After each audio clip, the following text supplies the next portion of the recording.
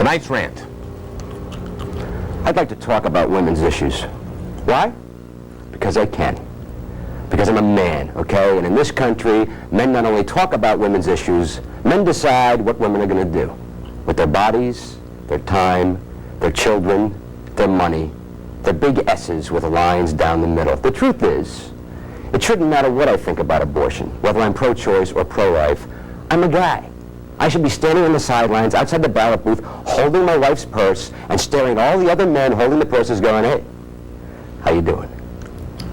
I think it's about time we had a female president. I think if she's married, she should be called Mrs. President. I think her husband should have to stand behind her wearing a designer suit and smiling ever so slightly, but otherwise keeping his big mouth shut.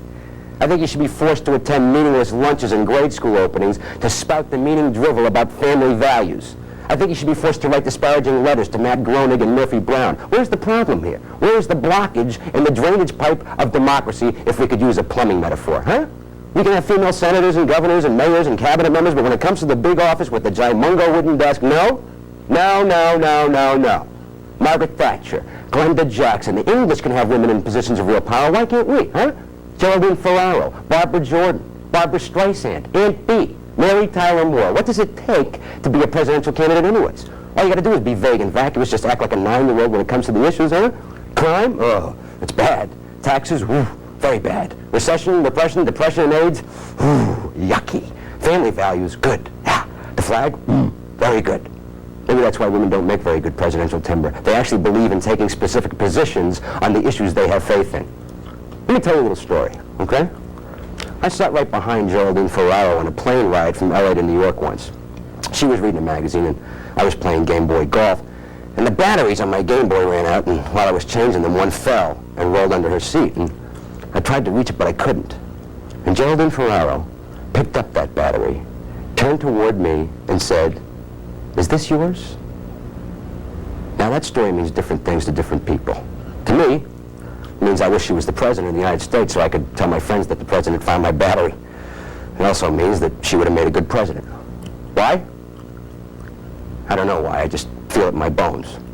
Which bones? My fibula, my jaw, and the many fine, intricate vertebrae that make up my spine. Look, I think my mother would have made a good president, okay? She could have run in the keep the noise down, your dad's trying to sleep platform. My 8th grade teacher, Sister Agnes Catherine, would have made a great president. She could have run in the I hope you brought enough gum for everybody, Mr. Leary platform. Of course, I didn't. Look, bottom line is this. We want to make this world better for the next generation, for our children. We want them to have a better life and more opportunities than we had. So what am I supposed to tell my daughter when she's 13 years old? Honey, this is America, land of the free and home of the brave, where you can be anything you want to be, except the boss.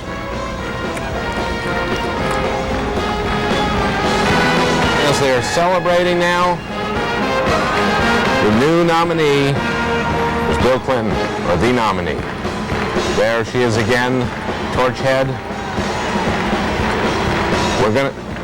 Let's go say goodnight to Buck. Buck Henry, you must have confetti all over you. Hello, Al. As you can see, the sky is filled with an endless array of biodegradable and recyclable filth. We're showing the great victory that everybody knew was going to happen and everybody expected, but we're real happy about it. We'll be back tomorrow night for the biggest of the big speeches. Good night, Al. Good night, Buck. Thank you.